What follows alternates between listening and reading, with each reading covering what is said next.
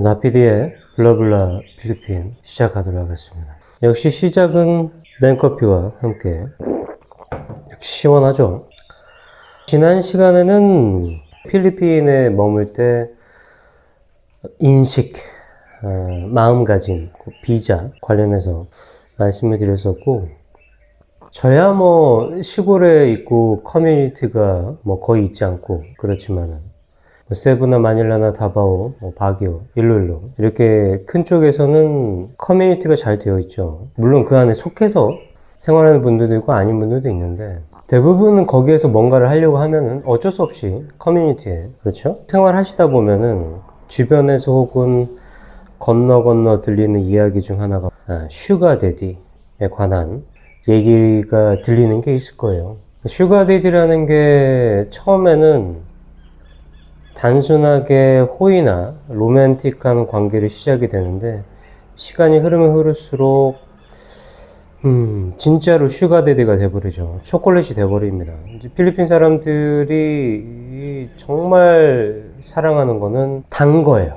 달아. 엄청나게 단 거예요. 네. 그 관계가 시간이 흐르면 흐를수록 경제적 지원이 전제가 된 종속적인 관계로 변질이 되어버리는 경우가, 예를 들면 이래요. 본인이 70이나 80이 됐어. 그러니까 60이 훌쩍 넘었어. 70 거의 다 되고 80 됐어. 그러면은 이게 그런 생각을 안 해.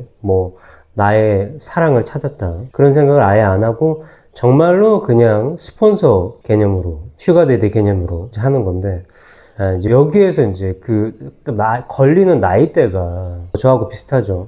40대 초중반에서 50대 초중반까지, 그 정도 나이대 되면은 이런저런 고민이 쌓이는 그런 중년의 나이인데, 필리핀에서는 이제 필리핀 물가가 낮고 경제적 격차가 한국하고 많이 크다 보니까 한국에서 중산층 정도, 그 정도의 생활을 하는데, 그만큼을 필리핀에 와서 생활을 하니까 필리핀에서는 중산층에서도 상위층의 어떤 생활을 하는 그런 대접을 받는 거예요. 그러니까 능력이 있는 재력가 대접을 받게 됩니다. 이 과정에서 이제 잊고 살았던 자신감이 되살아나죠. 그리고 어떤 뭔가 욕구가 생겨요. 자신감과 욕구가 콜라보를 해서 본인의 나이가 40대 중후반, 50대 초반인데, 내 몸은 이러지만, 내 나이는 이러지만 나의 마음은 30대야. 타지에서 생활하게 되면은 고독해요. 사람들을 만나고 유흥적으로 풀어서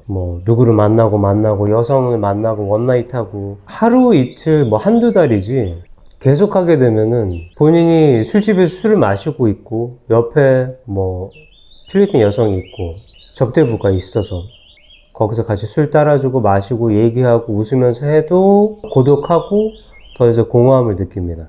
그리고 술집 얘기 나왔으니까 한국하고 필리핀하고 비교를 하게 되면은, 한국에서 룸사롱이라고 합시다. 접대부가 왔어요. 근데 한국 사람이죠. 한국 사람끼리 얘기를 해요. 나도 한국 사람이고 접대부도 한국 사람이잖아. 그래서 얘기를 해. 그럼 둘이 이제 이야기가 안 통할 수는 있지만 언어적인 장벽은 없잖아요. 내가 가나다라 마바사 했으면은 그쪽에서도 가나다라 마바사라고는 알아는 듣잖아.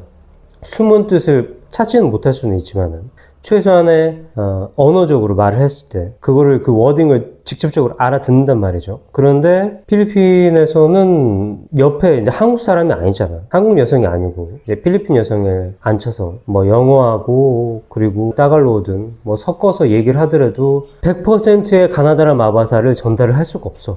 내가 가나다라 마바사 얘기했는데 그쪽에서는 아차카? 이러고 있죠. 네. 그런데 제가 지금 말씀드릴 그쪽은 다릅니다. 이 슈가데디를 원하는 그쪽 부류는 이미 친절함과 언어적인 거를, 내가 가나다 말했는데 그쪽에서는 벌써 가나다라 마바사까지 나와버릴 때가 있어요. 그렇게 됐을 때 와우, 정말 지금까지 느끼지 못했던, 그 전에 다른 여성들과 대화를 했을 때는 알아듣지 못하고 내가 몇 번을 똑같은 얘기를 설명을 하고 속뜻을 알아채지 못한 사람들이 대부분이었는데, 이 여성은 그 속뜻을 몇 번 만에 캐치를 했어. 와우. 네. 이게 아주 유혹적이죠. 그리고 상대 쪽이 가정 형편이 어려울 수도 있고, 그리고 아니면 빠듯할 수도 있어요. 그러니까 이거를 어떤 구원자의 역할이 되는 거예요. 그러니까 자기가 자청해서 슈가데디가 되는 경우도 있습니다. 뭐 학비나 병원비, 뭐 생활비 같은 거 지원을 해주고 그걸 사랑이라고 정의를 하기 시작합니다. 처음에는 용돈을 시작한 다음에 사는 데를 한번 가봐. 이제 연인 관계라고 착각을 하잖아. 뭐 말로는 연인 관계니까. 가서 집에 사는 데를 가보니까 야, 너 여기서 어떻게 사냐? 한국인 입장에서는 그렇게 살 수가 없는 거죠. 근데 필리핀 사람들 그렇게 살 수 있는 거예요. 그래서 야, 여긴 안 돼. 야, 너 내 집으로 들어와. 그렇게 해서 자기 집으로 들어와서 동거를 하든지. 그리고 교통적인 상황을 봐요. 얘가 학교를 가야 돼. 직장을 가야 돼. 그런데 지프니를 하루 종일 뭐 기다리든지 10,000원 지프니를 타든지 그 고통스러워하는 거 그러면은 와, 안 되겠다. 야, 너 오토바이 한 대 사줄게. 나아가면은 미니밴을 사두든지 뭐 피칸토 같은 거 모닝이죠. 그렇게까지가 되죠. 그리고 거기서 조금 더 나아가게 되면은 그쪽 가족의 전체적인 어떤 생활비를 부담을 하게 됩니다. 그러니까 처음에 시작은 소액 용돈을 시작하다가 그 다음에는 뭐 집세를 내주든지 동거를 하든지 그리고 생활비도 주죠. 더해서 교통적인 상황도 해결을 해주고 학비 같은 것도 해결을 해주고 그리고 더해서 거기다 더 나아가서 야, 너와 나의 관계는 그 정도가 아니잖아.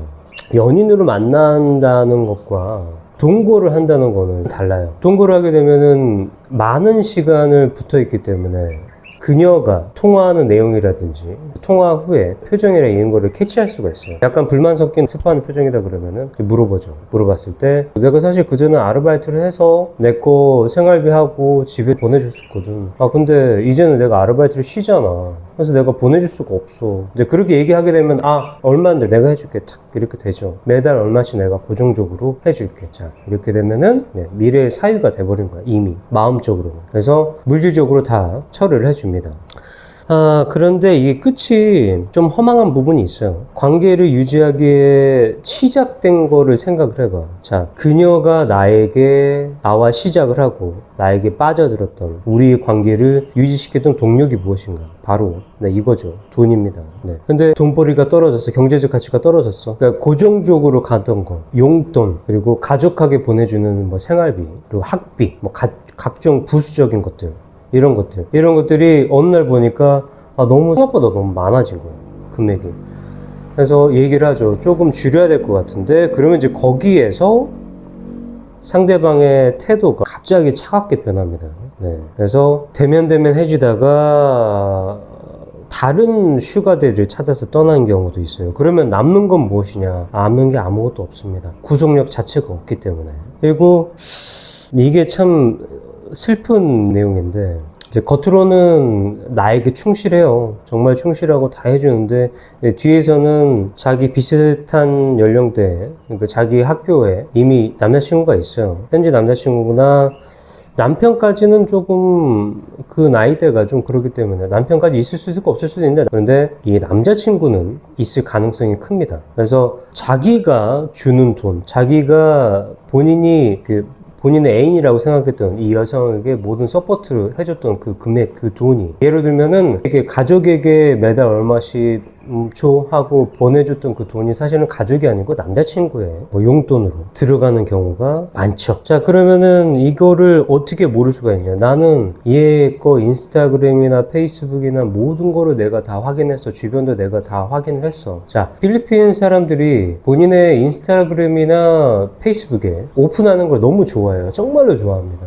그리고 100%, 1000% 오픈하는 경우가 많이 있어요. 다만 생각하셔야 될 게 뭐냐면은 페이스북의 어카운트는 하나가 아니고요. 본인이 원하면 10개를 만들 수도 있습니다. 해서 거기에 진짜는 따로 숨겨져 있어요. 대외적인 게 있고 내부적인 게 있고 다 다릅니다. 본인이 아무리 뭘 해서 했다고 해도 실질적으로 진짜가 아닐 수도 있어요. 여러분 유념하셔야 될 게 뭐냐면은 필리핀 여성들이 페이스북에 모든 걸 오픈하지만은 아이디가 몇 개가 더 있을 수가 있다. 내가 서포트를 해준 돈을 자신의 남자친구라든지 아니면은 심하면은 남편에게 아니면 심하면 아이도 있어. 몰랐는데 아이도 있어. 그거를 했어. 그쪽으로 돈이 갔어. 그래서 야, 이거는 안 된다. 그래서 그거를 알아차린 순간 다툼이 생기죠. 그런데 여기에서 이제 나오는 법이 여성 및 아동 보호법 RA9262 이거를 이용하게 되면은 큰일 납니다. 여러분들을 고소하거나, 그러니까 남성을 고소하거나 현지 인맥을 동원해서 신변을 위협하는 상황이 발생할 수도 있습니다. 여러분 찾아보시면 나올 거예요. 그냥 간단하게 검색하시게 되면은 나와요. 필리핀에서 그런 일들을 의뢰를 하는 비용이 생각하시는 것만큼 크지가 않아요. 그 전에 제가 말씀드렸던 게 있죠. 근데 더불어서 말씀드렸던 게 가진 자가 없는 자에게 주는 것은 당연하다는 논리로 변질이 되었습니다. 거기에. 그래서 내가 이만큼을 해줬으니 고마워하겠지라고 생각하면은 말로는 고맙다고 하다가 실질적으로는 네, 그렇게 됩니다. 자, 그러면은 주로 슈가데디를 원하는 부류는 어떤 전공들이 숨 쉴 틈도 없이 그렇게 바쁠까? 학기 내내. 그리고 학비가 비쌀까? 자, 어떤 게 비쌉니까? 의대생이나 고학력 여성들이 오히려 슈가데디를 선택하고 고려하게 됩니다. 여기에는 이제 복합적인 이유가 존재하는데 한국인 입장에서 하면 안 돼. 한국인 입장에서는 똑똑한 사람이 왜 할 수가 있어요. 생각해보세요. 자, 자기가 의대생이야. 과외를 띱니다. 과외를 2탕 뛰든 3탕 뛰든 그러면 돈이 쑥쑥쑥 들어오죠.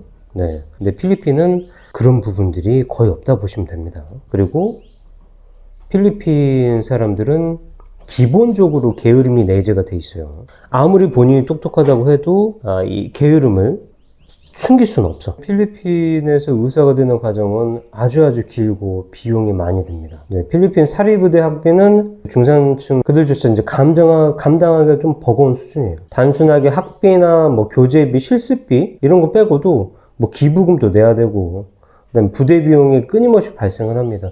그러니까 학비를 내고 실습 비용 다 냈어, 교재비 냈어. 그런데 또 뭘 해야 된대. 그리고 의대생들은 공부량이 너무 많아요. 그래서 아르바이트를 병행하기가 거의 불가능합니다. 이제 가족의 전폭적인 지원이 있어야 돼요. 아니면은 학업을 포기하거나 슈가데디, 스폰서를 찾는 거죠. 여기에서 이전에 한번 말씀드렸던 거. 가족 중에 하나를 서포트를 잘 해서 그거를 빼먹는다. 그 중에 해당이 되는 겁니다, 이게. 필리핀 문화에서는 가족 중 한 명이 똑똑하면은 온 가족이 그 사람에게 희망을 걸고 이제 빨대를 꽂는 거예요. 그래서 빨대를 꽂기 전에 뒷바라지를 다 해야 돼. 그런데 뒷바라지 내가 당했으니까 가족 전체를 부양을 해야 되는 거예요. 그래서 그 압박감이 있죠. 본인의 학비뿐만이 아니고 형제들의 교육비, 부모님의 약값, 생활비까지 가장 빠르게 가장 큰 돈을 구할 수 있는 방법으로 슈가데디를 선택하는 겁니다. 자기 딴에는 가족을 위해서 희생을 하는 거예요. 내가 이렇게 나이 든 사람과 어떤 관계를 맺는 것 자체가 가족을 위해서 희생을 하는 겁니다. 그리고 아이러니하게도 필리핀은 의사, 변호사 같은 전문직이 됐어. 된 직후에 그리 이 초봉이 높지가 않아요. 그래서 오랜 기간 동안 의사가 되기 위해서 고생을 했는데 초기에는 큰 돈을 벌기가 어려워요. 그래서 학생 시절부터 이제 경제적 안정을 미리 확보를 하려는 그것 때문에 슈가데디를 해서 본인이 졸업하고 뭐 전공의 자격을 취득했더라도 계속 관계가 이어집니다. 자, 봐봐요. 젊어, 예뻐, 지성까지 3박자가 갖춰졌죠. 하나만 없는 거예요. 네. 내가 이제 중년 남성이야. 40대 중후반, 10대 초반 이렇게 됐어. 처음에는 이런저런 생각 안 했는데 야, 내가 언제 이렇게 해보느냐. 그러니까 이게 한국인이라는 개념 때문에 그럴 수도 있어요. 자, 한국인의 인식이 어떻습니다. 한국에서 본인보다 20살 아래요. 연예인들 중에서 뭐 열몇 살, 뭐 18살, 16살 뭐 차이 나는데 결혼한 사람들 많이 있어요. 그런데 그게 일반적이지 않죠. 그들은 연예인이기 때문에 연예인이라는 베네핏이 있어요. 그렇기 때문에 그렇게 되는 거고, 일반적인 남자가 자기가 50이야. 50인데 22살짜리, 20살짜리 그런 애를 한국에서 만난다? 가능할까요? 그리고 주변에서 보는 시선들이 어떨까요? 감당할 수 있을까요? 근데 필리핀에서는 어떻습니까? 전 시간에 말씀드렸잖아요. 70, 80 성인 할아버지들하고 20대든 30대 초반 여성들이 같이 장 보고 돌아다닌다. 30년, 40년 차이를 주변에서 보는 게 이게 무슨 일이야 그렇게 보는 게 아니고 그러니까 부정적으로 보는 게 아니고 와우, 능력 있다. 와, 저 사람 능력 있나 보다. 그렇게 봅니다. 오히려 그 여성을 질투를 해요. 내가 저 사람을 잡았어야 되는 건데. 자, 그러면은 이 고학력의 여성들이 어떻게 슈가데디를 탐색을 하느냐. 일반적으로 유흥업소에서 일하는 게 아니에요. 필리핀의 그녀들은 자신의 지성과 고급스러운 이미지를 가장 강력한 무기로 삼기 때문에 대표적인 방식은 이제 글로벌 슈가 데이팅 전문 플랫폼을 이용하는 게 있어요. 이건 아예 그냥 대놓고 하는 거죠. 학교 인증이 들어가야 돼요. 의대나 명문대에 학교 이메일로 가입하면은 프리미엄 멤버십을 무료로 제공하면서 고학력 여성들이 이거를 적극 이용해요. 그리고 또 뭐 페이스북이라든지 아니면 이쪽 관련 프로필이라든지 거기에서 어떤 걸 하느냐, 뭐 가운을, 의사라면 가운을 입고 있는 사진들을 올린다거나, 네, 캠퍼스, 그 뭐 대학 이름이 나오는 캠퍼스 그런 거에 가운을 입고 사진 찍어서 올린다거나, 네. 그리고 일반적인 데이팅 앱에 고급 필터링이 있어요. 접근 방식이 아주 치밀합니다.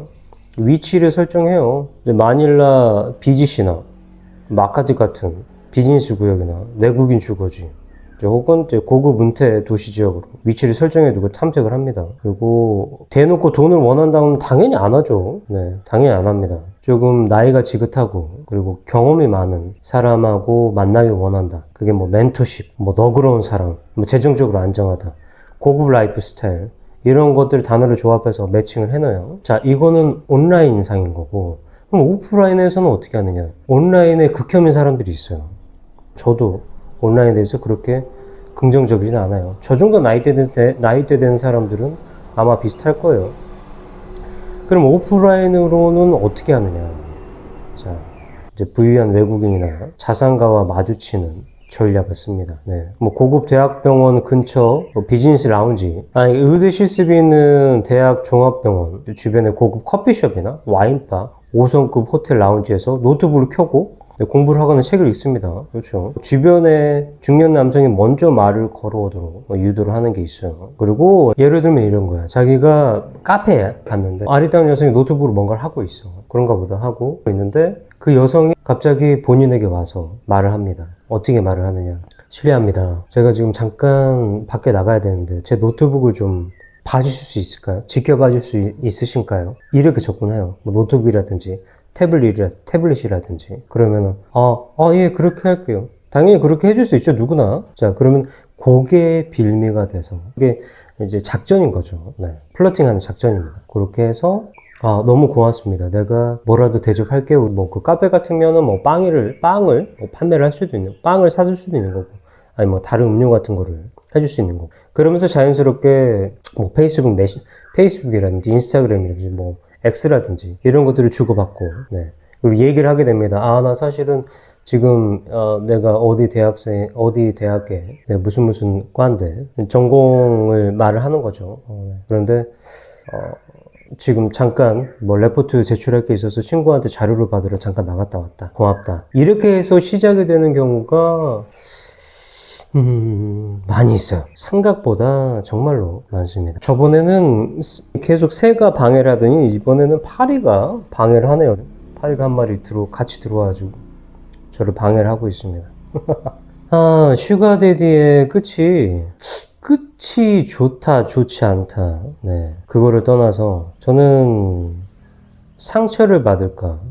그런 것들이 걱정이 됩니다. 제가 가장 추천드리는 건 뭐냐면은 깊게 가지 마세요. 그냥 자, 용돈 줄 수 있어. 그리고 같이 살 수는 있어.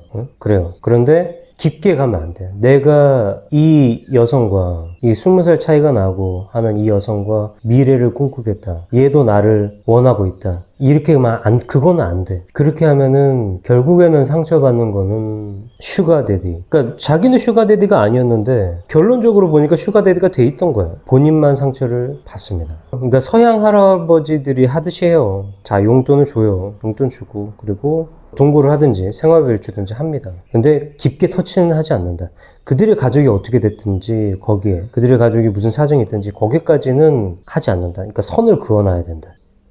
선을 그어놓고 뭔가 그 여성이 때가 돼서 자기가 날아갈 준비가 됐다. 그러면은 날아가세요. 쿨한 마음이 돼야 되는데 글쎄요, 이게 그 쿨함이라는 게 집착을 하지 않는 건데 어떻게 집착을 안 합니까? 마음의 대화를 나누고 몸의 대화를 나눴던 상대인데 자기가 그로밍업을 시켰다. 그런 상대인데 어느 날 나 사실 진짜 남자친구 있어.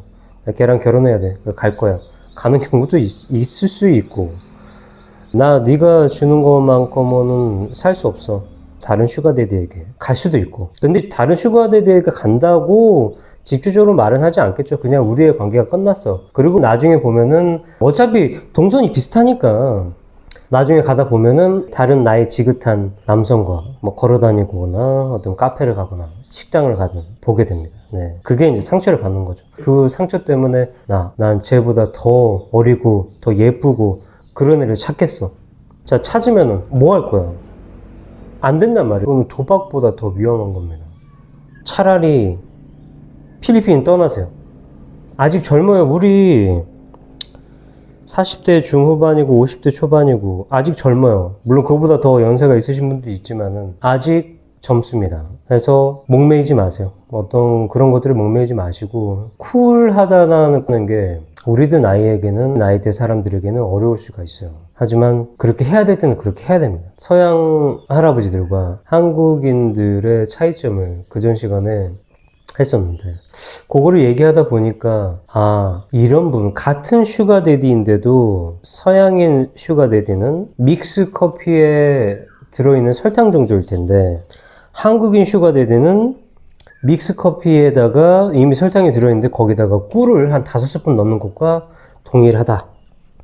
그만큼 이 필리핀 고학력 여성들이 슈가데디를 찾을 때 타겟팅이 되는 것은 서양인들보다는 한국인 중년 남성들이 더 크기 때문에 제 나이대 분들이 위험에 처할 수 있어서 영상으로 제작을 한번 해봤습니다. 글쎄요. 사랑이라고 믿으면 사랑일 수도 있어요. 이렇게 생각하시면 됩니다. 많은 국제결혼이 이루어져요. 나이 차이가 많이 나죠. 20살 차이 나는 경우도 많이 있어요. 자, 근데 거기서 잘 보세요, 여러분. 한국 남성, 신랑이 50이고 신부가 25살이에요. 그럼 잘 보세요. 신부 쪽 여성이 상태, 가정 상태, 경제 상태를 보란 말이에요. 그리고 어떤 학력적인 것, 고학력으로 해서 어떤 미래가 확실했었던 상황들이 아니에요. 그게 다른 겁니다, 여러분. 그래서 거기에서 내가 나하고 20살 차이가 나고 뭐 이렇게 나지만 얘는 나랑 결혼해서 미래를 함께 할 거야. 할 수도 있고 안 할 수도 있는데 안 할 가능성이 많이 높지 않을까요? 네, 그런 생각이 듭니다. 네. 자기가 능력이 있어. 자기가 능력이 있는 사람인데 왜요? 왜 굳이 자기보다 20몇 살 이상 차이 나는 남성과 끝까지 갈까요? 끝까지 안 갑니다. 자기가 능력이 있기 때문에 끝까지 안 갑니다. 사랑요? 가능성이 있긴 있는데 필리핀에서 사랑이라는 거는 글쎄요. 필리핀은 정조의 가치관이 조금 다른 부분이 있어서 많이 다릅니다. 이거를 깊게 설명드리기 좀 애매한 부분이 있어서 오늘 시간 여기서 마무리하도록 하겠습니다. 감사합니다.